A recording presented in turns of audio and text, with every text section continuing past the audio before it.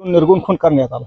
या खुनाच्या संदर्भात Republican party of India चे माळशिरस तालुका अध्यक्ष मिलिंद सरतापे, महाराष्ट्र प्रदेश युवक अध्यक्ष किरण तात्या दहिंजे आणि होलार समाज RPI संघटनेचे नंदकुमार केंगार माळखांबी येथे येऊन मयत उषा साठे यांच्या घरी येऊन सांत्वनपर भेट दिली।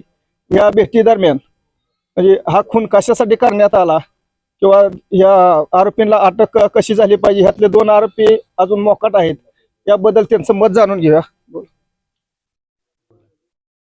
या ठिकाणी Republican party of India Athawale पक्षाच्या वतीनं रिपब्लिकन पक्षाची आंबेडकर चळवळीची सगळी टीम विजय साठे यांच्या कुटुंबियाला भेट देऊन त्यांचं सांत्वन करण्यासाठी आम्ही या ठिकाणी आलेलो आहे।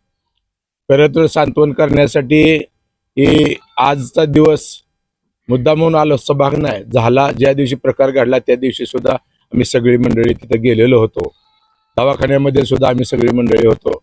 काही लोक आम्ही अंत्यविधीला सुद्धा उपस्थित होतो आणि प्रकार घडल्याबरोबर अकलूजचे DYSP आणि अकलूजचे PI रुबाळे साहेब यांना सगळे आम्ही RPI ची टीम भेटलो आणि त्यांना सांगितलं की प्रकार चुकीचा घडलेला आहे। साठे कुटुंबियांचा खून करण्यात आलेला आहे उषा साठे नावाच्या विजय साठेंच्या मंडळीचा आणि ही अतिशय दुर्दैवी आणि क्रूर घटना आहे। तर या संदर्भामध्ये तातडीनं आपण सदोष मनुष्यवधाचा गुन्हा दाखल करावा।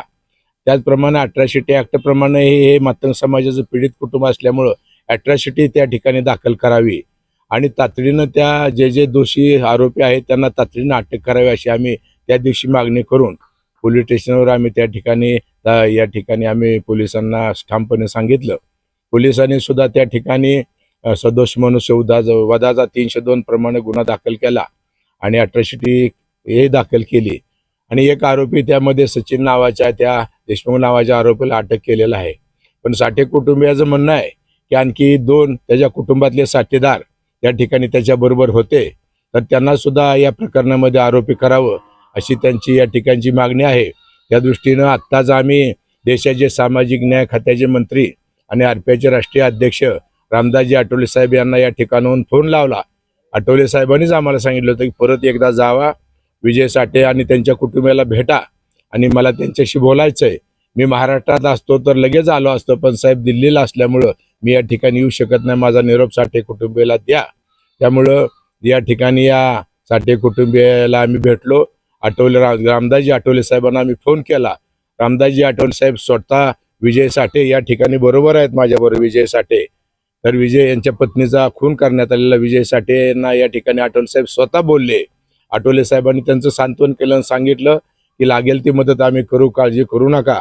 आणि आम्हाला हे सांगितलं की त्या या भागाचे DYSP PI आणि SP यांचा नंबर द्या, मी तातडीनं त्यांच्याशी बोलतो।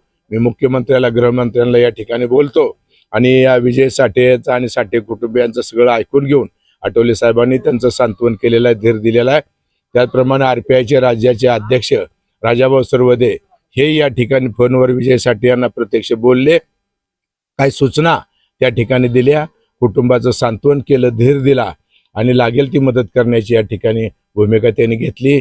आता या ठिकाणी आम्ही RPIचे राज्याचे युवक आघाडीचे उपाध्यक्ष किरण दहिंजे, तालुक्याचे अध्यक्ष जिल्हा परिषद सदस्य मिलिंद सरतापे, शामरावजी भोसले, या ठिकाणी SM गायकवाड, युवक आघाडीचे तालुका अध्यक्ष दशरथ नवगिरे, आमचे नरेंद्र भोसले, सर्व टीम म्हणजे सर्वांची नावं या ठिकाणी, अनेक दत्तू पाटील आमचे ज्येष्ठ नेते, प्रवीण, सगळी मंडळी या ठिकाणी आहे। आमचं या ठिकाणी RPIच्या वतीनं आमची ठाम भूमिका आहे। आम्ही सगळ्याला विनंती करतोय की साठे कुटुंबियाच्या घरातली करती महिला विजयाची मंडळी उषा याचा खून करण्यात आलेला आहे।